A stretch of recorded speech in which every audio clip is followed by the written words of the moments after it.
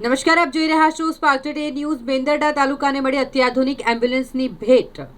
સંતો, રાજકીય આગેવાનો, વિવિધ સંસ્થા સંગઠનો, સરપંચો, તાલુકા ગ્રામ્યના સભ્યો તમામની ઉપસ્થિતિમાં તેનું લોકાર્પણ કરાયું। મેંદરડા તાલુકા અને આસપાસના ગ્રામ્ય વિસ્તારોની જનતા માટે આરોગ્ય સુખાકારી ક્ષેત્રે મહત્વનું સોપાન સર થયું। જૂનાગઢ જિલ્લા પંચાયત પ્રમુખ હરેશ ઠુમ્મર દ્વારા 15માં નાણાં પંચની ગ્રાન્ટમાંથી ફાળવવામાં આવેલી અત્યાધુનિક એમ્બ્યુલન્સનું આજે ભવ્ય લોકાર્પણ કરવામાં આવ્યું। અહીં ખાખી આશ્રમ મેંદરડાના મહામંડલેશ્વર 1008 શ્રી શ્રી સુખરામદાસજી બાપુના અધ્યક્ષ સ્થાને આ ખાસ લોકાર્પણ કાર્યક્રમ યોજાયો હતો। પૂજ્ય બાપુએ નવી એમ્બ્યુલન્સનું વિધિવત પૂજન કર્યું, લીલી ઝંડી આપી તેને જનતાની સેવા માટે કાર્યરત કરી।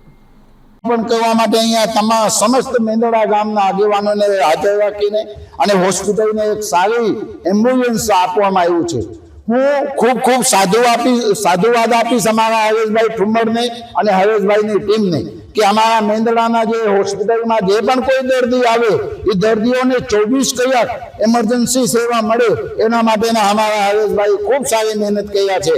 અમારા મેંદરડાના નગરજનો વતી હું મારી ખુશી વ્યક્ત કરી રહ્યા છું કે અમારા મેંદરડાના હોસ્પિટલમાં જે પણ કોઈ દર્દી આવે એ 100% હાજર થઈને જાય। આ કોઈને ક્યાંય બહાર જવાની જરૂર ન પડે એવા ખૂબ સારા ભાઈડિયા સાહેબ ડોક્ટરને અહીંયા લઈ આવ્યા છે।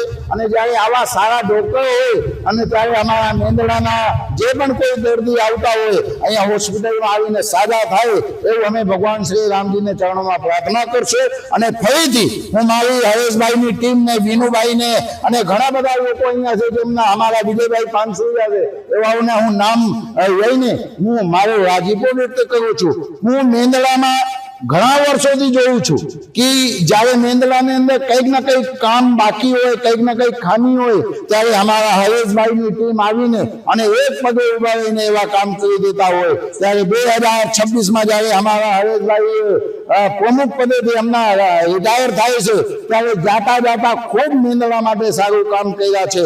એટલે હું સાધુ હોવા નાતે હું એમને સાધુવાદ આપીશ અને ભગવાનને પ્રાર્થના કરીશ કે અમારા મેંદરડાના કોઈ ના કોઈ એવા સારા કામ થતા રહીએ એવા અમારા મેંદરડાના નગરજનોને હું વિનંતી કરું છું કે તમે એક બનો ને નેક બનો અને ગામ માટે ખૂબ સારા કામ કરો। ભારત માતા કી જય।